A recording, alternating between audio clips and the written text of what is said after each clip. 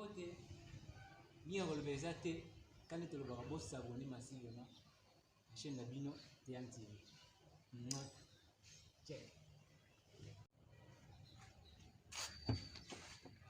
Bana King, Bana Braza, Mokili Mobimba, Bana Europe, Bana ici, Bana Amérique, Bana Afrique, quand tu le barabo s'abonner la chaîne Nabino, YouTube ou Mini, Teyang TV.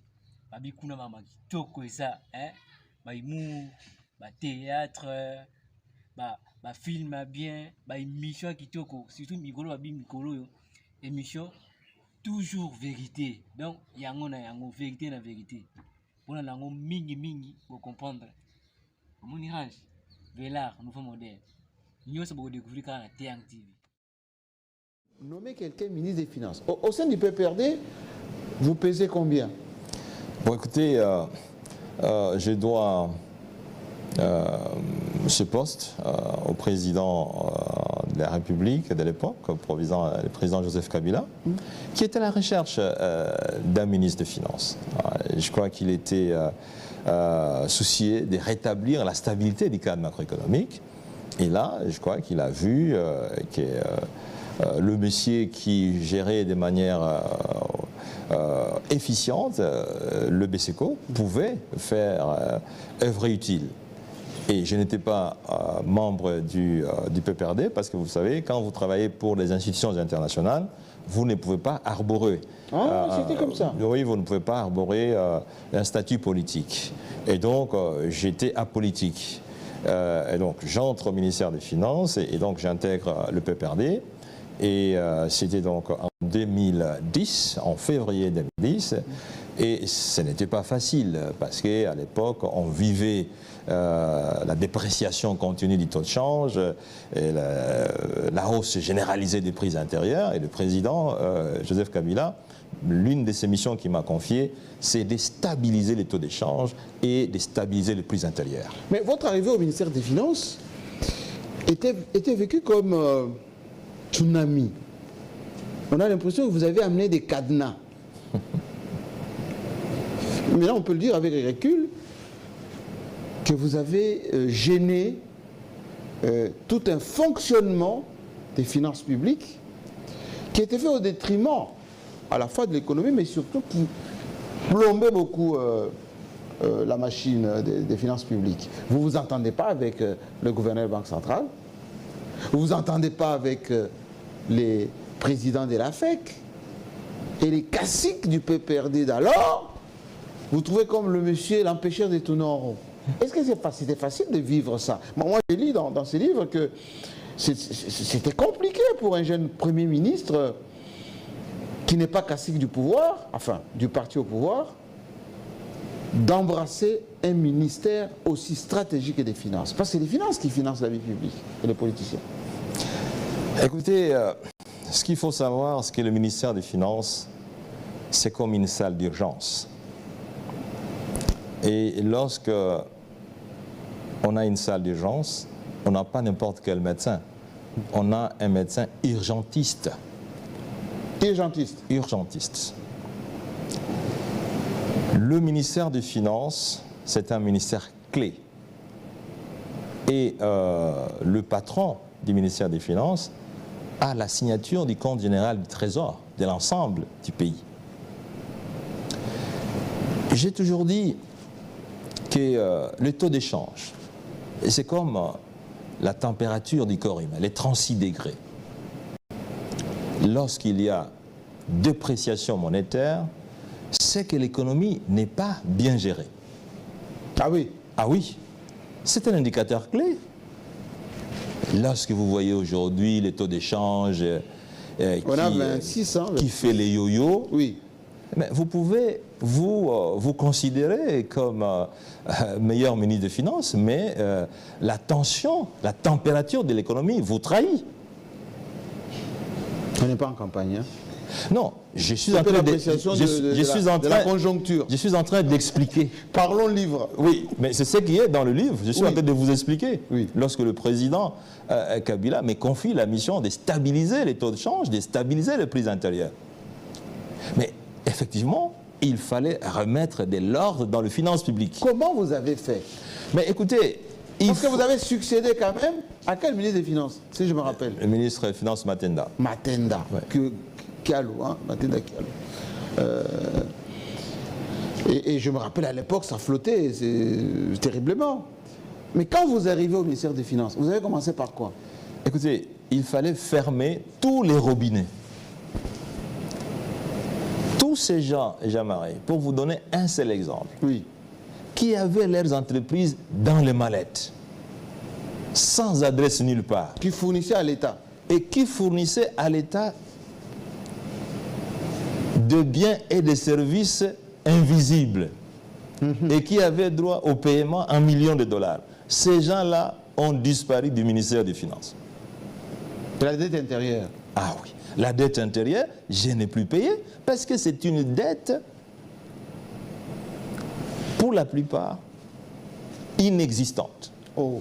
Mais je vous l'ai dit. L'une des raisons pour lesquelles la monnaie s'est dépréciée, c'est notamment parce qu'on paye la dette intérieure, comme toujours, avec des pourcentages et des commissions.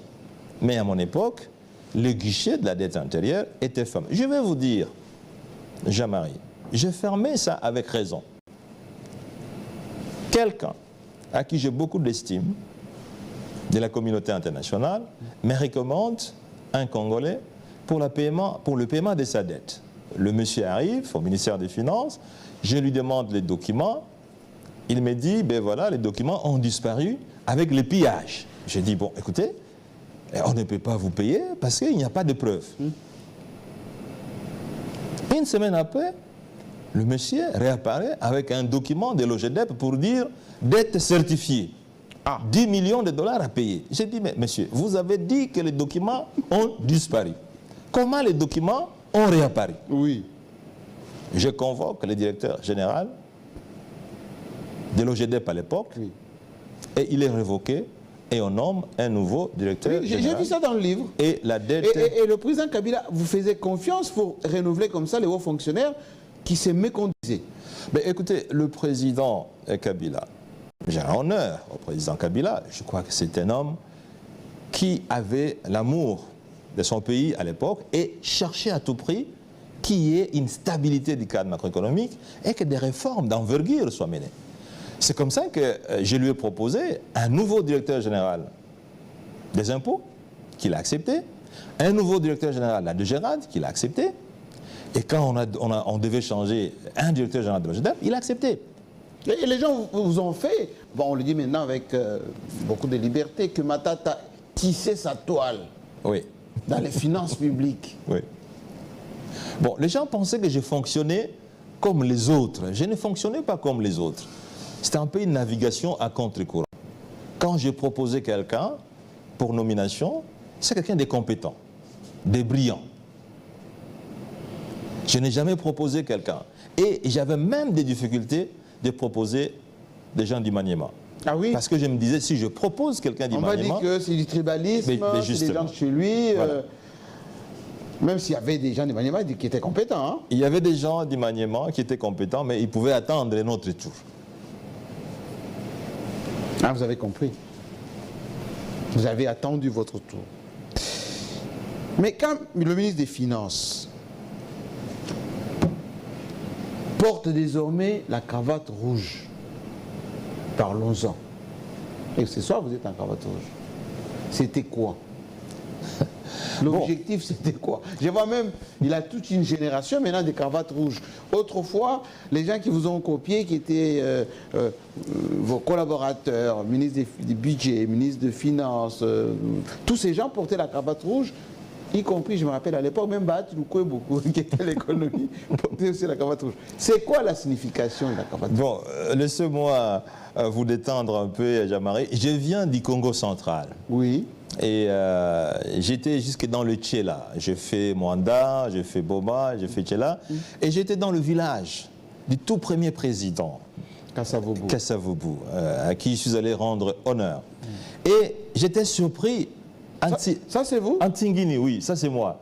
Et justement, à Tingini, et quelqu'un de Tingini me dit, mais où est la cravate rouge, monsieur Matata? Parce que je ne portais pas, comme vous le voyez, la cravate rouge. Il dit, mais où est ta cravate rouge? J'ai dit, écoutez, je ne l'ai pas dit, mais nous, nous te connaissons avec la cravate rouge. Bon, écoutez, d'où vient cette cravate rouge? Lorsque je suis nommé ministre des Finances, j'étais déjà du BCECO, je ne portais pas la cravate rouge. Oui, oui. Et je trouve que c'était une responsabilité historique. Être l'argentier national, disposer de la signature du compte de fonds qui appartient à près de 70 millions d'habitants à l'époque. Je me dis, je me dois de gérer les finances publiques de manière responsable, sans y retirer aucun dollar qui soit un dollar de corruption ou de fraude. C'était comme ça. Et je me dis, qu'est-ce qui peut me les rappeler chaque jour? Je peux vous dire, je l'ai écrit dans le livre, j'ai navigué entre la cravate rouge et la cravate bleu marine banquier. Comme celle que vous êtes en train de porter. Voilà. Oui, j'ai dit, bon, écoute... Désolé, hein, je n'ai pas voulu mettre la cravate rouge, j'en ai suffisamment, mais je me suis dit, vous risquez de me dire, voilà, cravate rouge, non, je suis en bleu. Ben voilà. Continue. Et donc, finalement, j'ai dit, je vais prendre la rouge, la couleur rouge, parce qu'elle est beaucoup plus, elle a plus d'éclat et elle peut me les rappeler chaque jour. Et je peux vous dire, je suis fier. Je suis le seul aujourd'hui responsable politique qui a exercé dans un ministère aussi clé comme le ministère des Finances, qui a été Premier ministre, qui a écrit une lettre à l'inspection générale des finances, qui se trouve d'ailleurs en opposition féroce contre moi, pour dire enquêter sur ma gestion. C'est vous qui avez... J'ai écrit de ma propre initiative, j'ai écrit une lettre à M. Alinguite, qui est d'ailleurs un collègue de classe de l'Université de Kinshasa. Oui, il me l'a toujours dit. J'ai dit enquêter sur ma gestion. De 2003 à 2010, comme directeur général du BCECO, de 2010 à 2012 comme ministre des Finances, et de 2012 à 2016 comme Premier ministre. J'ai dit enquêter sur ma gestion. Et je peux vous dire les échos que j'ai eus, mais il y a eu des missions qui ont été déployées dans l'ensemble de l'administration pour dire, mais écoutez, nous cherchons des preuves. Malheureusement, ils n'ont rien trouvé. Vous connaissez l'histoire des Bukangalozo, avec responsabilité intellectuelle, ainsi de suite. Donc, la cravate rouge, c'est le symbole de la rigueur. C'est le symbole de la bonne gouvernance. C'est le symbole de la discipline. Et je suis fier de le dire parce qu'aujourd'hui, j'étais conseiller d'un président de la République. Et lorsqu'on m'a traduit en justice, j'ai dit, je reviens parce que je ne me reprochais rien. Et je peux vous dire, Jean-Marie, je suis fier de le dire encore aujourd'hui parce que je l'ai dit au Parlement, que je n'ai jamais pris un dollar du Trésor public pendant les 5 ans que j'ai exercé comme Premier ministre, pendant les 2 ans que j'ai exercé comme ministre des Finances et pendant 7 ans que j'ai exercé comme directeur général du BCECO. Voilà. Revenons au livre. Aujourd'hui, on ne parle pas des affaires, on consomme ces livres. Matata Ponyo, ministre des Finances, ce n'était pas de tout repos. Non. Je pense... C'est vous qui avez financé les élections de 2010-2011. 2011, oui. Avec Ngoyi Murunda. Tout à fait, oui. Comment ça s'est passé? On est plein dedans là. Oui, en pleine élection, mais en plein processus.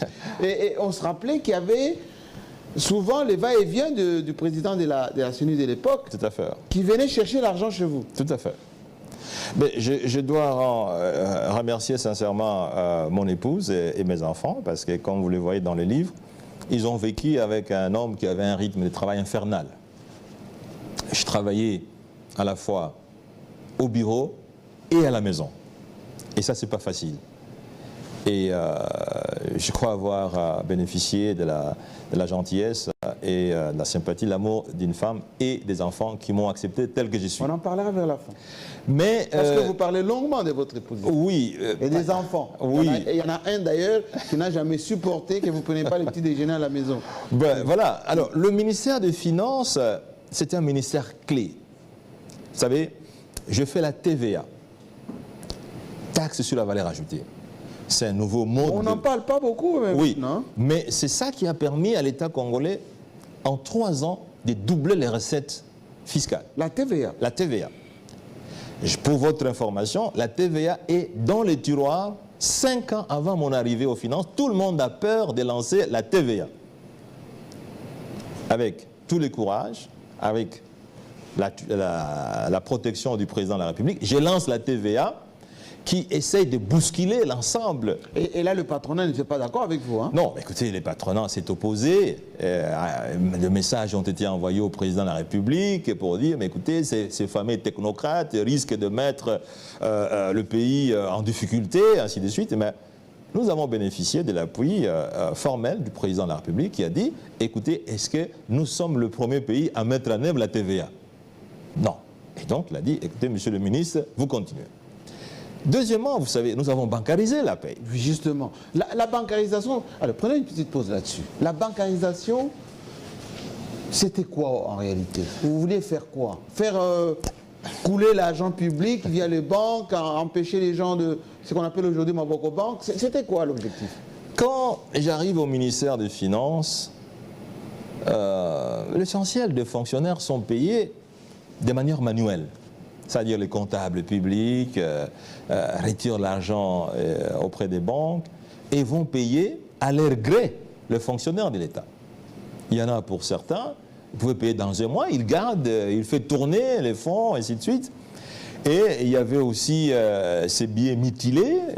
Mutilés, voilà, déchiquetés. Déchiquetés. On vous donne des liasses où il manque 3 billets, 5 billets. Au niveau de l'armée, les comptables payaient et demandaient à ce que vous puissiez remettre quelque chose. Bon, bref, je propose à son Excellence, Monsieur le Président de la République, qu'on puisse bancariser la paye.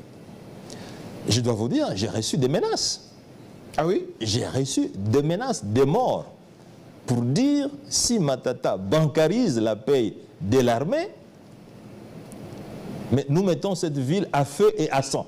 Parce qu'il y avait des chefs militaires à l'époque qui s'est retrouvé dans la paye. 10 à 15 millions de dollars étaient subtilisés mensuellement. 10 à 15 millions de dollars étaient subtilisés mensuellement. Et donc, le Trésor public a dû économiser une plus-value de 10 à 15 millions de dollars.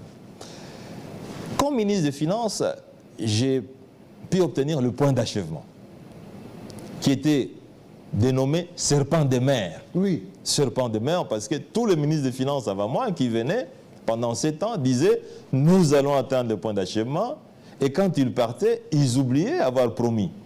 Et lorsque j'arrive au ministère des Finances, j'ai dit aux députés nationaux que je vais faire atteindre le point d'achèvement. Les gens disaient en voilà encore un autre qui vient nous raconter des histoires. J'arrive en février 2010.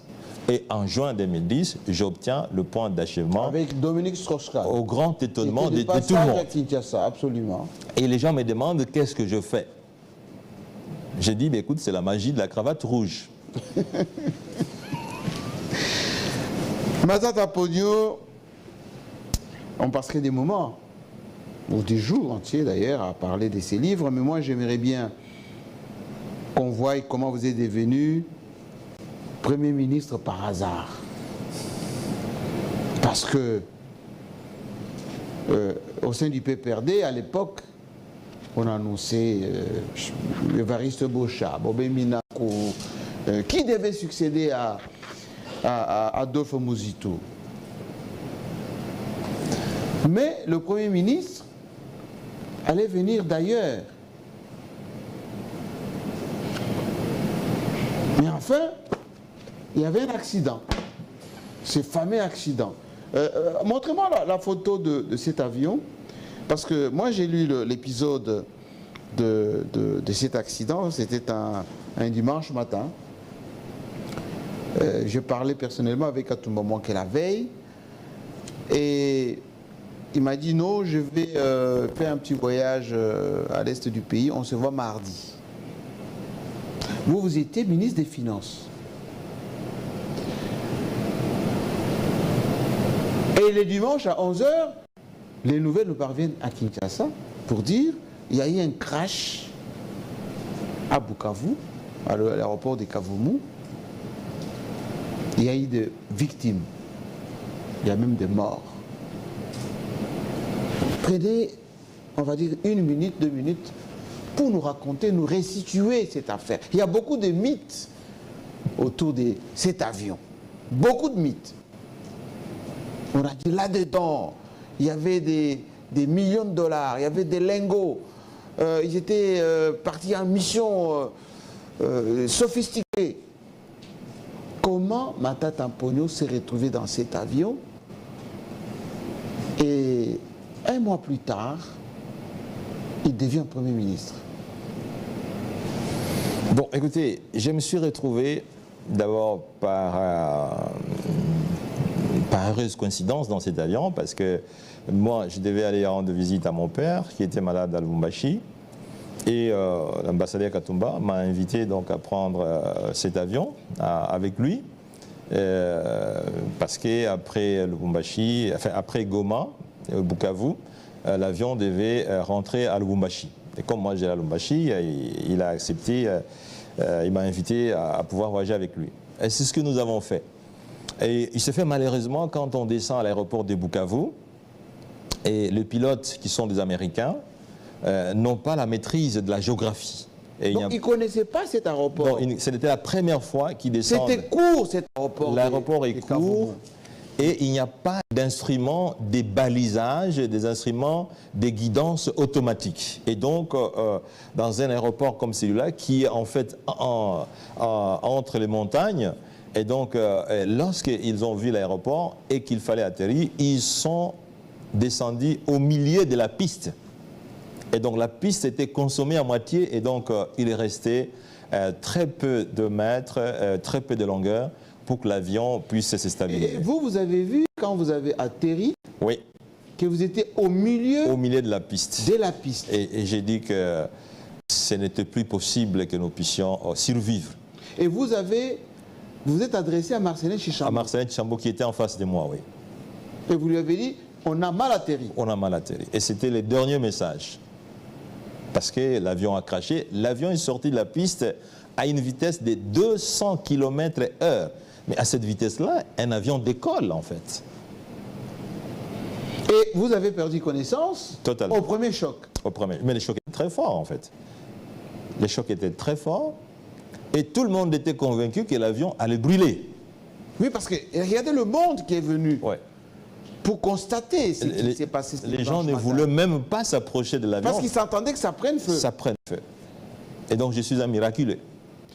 Alors, dans cet avion, il y avait Augustin Katumba Moké, que vous avez présenté dans cet ouvrage, et je vous conseille de lire cet ouvrage, comme un homme intelligent, discret, efficace, mais qui ne met pas les oripeaux du pouvoir, qui ne parlait jamais à la presse, mais qui était fidèle de Joseph Kabila. Vous l'avez vécu comme ça? Je l'ai écrit dans le livre, et j'ai dit c'est un homme brillant, je l'ai côtoyé, c'est un homme brillant, efficace, mais discret. Très discret. C'est très discret, et il m'a beaucoup approché, et pour preuve, j'étais dans cet avion sur son invitation. Et c'est un homme qui aimait la justice. Il était juste. Il était juste. Mais il était redouté, Augustin Katumba Moké. On disait que c'était le vice-président de la République qui décidait de tout. Il était machiavélique.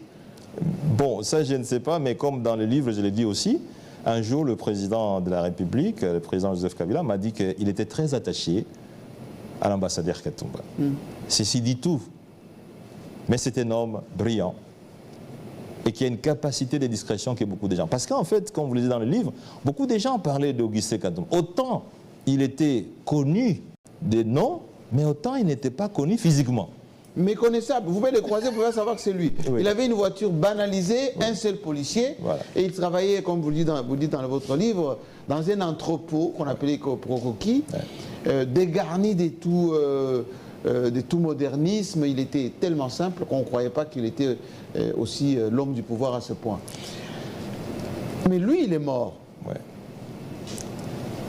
Quelques instants après le crash. Oui, Katumba est mort pratiquement dans le crash, en fait. Parce qu'en fait, il n'avait pas la Ni sa ceinture. Il n'avait pas la ceinture. C'est ça qui l'a tué. Ouais. Et moi, j'avais la ceinture. Marcelin, qui était en face de moi, avait la ceinture. Si l'un de nous deux n'avait pas de ceinture, Ça devait être fatal. donc, je n'existerais pas aujourd'hui.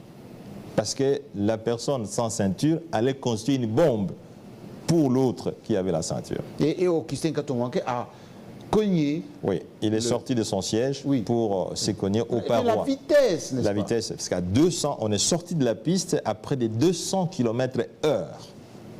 Mais on l'expérimente dans nos véhicules. Hein, lorsque vous freinez, eh ben, ça fait ce mouvement. Tout à fait. On vous croyait mort, madame est informée, on vous a fait les premiers soins à Bukavu et vous avez évacué vers l'Afrique du Sud, des soins, des examens. On pensait que Matata avait perdu ses facultés et vous êtes revenu à Kinshasa discrètement. On vous a même reconnu à l'aéroport. C'est vos directeurs de cabinet qui étaient venus vous chercher. Oui. Lorsque vous revenez à Kinshasa, est-ce que vous avez le pressentiment que Joseph Kabila allait vous nommer Premier ministre? Quand est-ce que vous êtes revenu à Kinshasa? Non, je suis rentré à fin février 2012 et à ce moment-là, certains responsables du PPRD qui se voyaient déjà Premier ministre avaient déjà même finalisé la liste du gouvernement. Et moi-même, j'avais été consulté comme membre du gouvernement. Comme membre du gouvernement. Et donc, j'étais loin d'imaginer que je pouvais accéder à cette fonction qui, selon les rumeurs, était déjà bouclée. Et en plus de cela, Jean-Marie, j'ai boité. Parce que à l'issue de cet accident, j'ai subi une opération sur donc, la cheville. Parce que des 4 ligaments, j'en avais perdu un. Donc, je suis pour le moment avec 3 ligaments. Et donc, je n'étais pas à mesure de pouvoir marcher convenablement. Et le président Kabila aussi avait reçu toutes sortes d'informations. Il y a même quelqu'un qui est allé lui dire, mais Matata, ben, il est petit fou parce qu'il ne réfléchit plus très bien. Vous savez, je vais partager ça avec ceux qui nous suivent. C'est même écrit d'ailleurs hein, dans ces livres. Moi, je recommande ces livres. Que Matata Pognon, lorsqu'il est parti, enfin, il était à l'hôpital en Afrique du Sud, on lui a posé une question par le médecin. Est-ce que vous pouvez nous donner les noms de votre enfant? Il a répondu TVA. Oui. Bon, c'est vrai ou pas? Non, c'est faux. En fait, ce sont ces gens-là. C'est vrai que c'est TVA, c'est votre enfant. Oui, c'est-à-dire que... au point d'oublier les noms de vos enfants et prendre le TVA comme... non, c'est pour vous dire... On va couper ça, on va mettre ça sur TikTok, mais c'est pas grave. Effectivement, Jean-Marie, c'est ça la beauté d'écrire les livres de mémoire. Lorsque on fait l'accident, je viens de lancer la TVA. La TVA, c'était donc une politique qui visait à limiter la fraude et la corruption. Et ça constituait un camp de beaucoup d'ennemis qui étaient contre la TVA et qui ont fait pression sur le président de la République pour que cette mesure soit arrêtée. Et pour faire rire les gens, ils disaient, mais vous voyez, il est tellement perturbé dans sa tête, quand on lui pose la question, vous avez combien d'enfants? Il dit TVA. Alors, c'était pour dire au président Kabila qu'il a perdu la raison. Mais faites attention, si vous le ramenez au ministère des Finances, il va commencer à signer des chèques avec n'importe quel chiffre. Et c'est comme ça, quand je suis rentré, le président Kabila, qui a reçu de toutes sortes d'informations, a dû vérifier si réellement j'avais la maîtrise de toutes mes compétences. Comme vous le voyez dans le livre, le premier entretien que j'ai eu avec le président, qui a eu l'honneur de me recevoir le même jour que je suis reçu. Il était inquiet aussi. Hein? Oui, il était inquiet. Et lorsque nous avons échangé, ben, il était surpris que j'avais toutes les compétences avec moi, contrairement à ce qu'il avait entendu. En fait, il y avait, comme je vous l'ai dit, quand vous êtes ministre des Finances, vous voulez rétablir la bonne gouvernance. Laissez-moi vous dire schématiquement, grossièrement, la corruption dans un pays, surtout dans le pays en développement, comme le nôtre. Mais c'est peut-être 1% de la population qui gère 99% de la corruption. Et lorsque vous êtes ministre des Finances, avec la protection du président de la République, vous luttez contre la corruption, mais en fait, vous luttez contre la nomenclatura politico-militaro-judiciaire. Et vous devenez, du fait, l'ennemi de tout le monde. La bête noire. Alors, ce qui vous a un tout petit peu, comme qui dirait, mis l'eau à la bouche, c'est lorsque le président Kabila vous reçoit fortuitement et il vous pose la question sur la gestion du pays, sur le gouvernement. Et puis vous dit, et si jamais on vous nommait Premier ministre, ça vous ferait quoi? C'était vers quelle heure de la journée? C'était vers 17h. J'étais déjà rentré à la maison parce qu'en tant qu'un rescapé du crash, j'avais réduit mon rythme de travail de 14 heures par jour à 6 heures par jour. Donc je travaillais de 9 heures à 15 heures. Donc j'étais déjà à la maison et j'ai reçu l'appel du protocole du président. Et comme d'habitude, j'ai pris ma grosse mallette où il y avait trop de documents, des paiements et ainsi de suite. Et quand je suis arrivé, je voulais ouvrir la mallette. Il dit non, monsieur le ministre, ce n'est pas pour le traitement des dossiers. Je voulais vous poser quelques questions. Et parmi Bima biso nyonso to s'abonner na nini na T-Yang TV.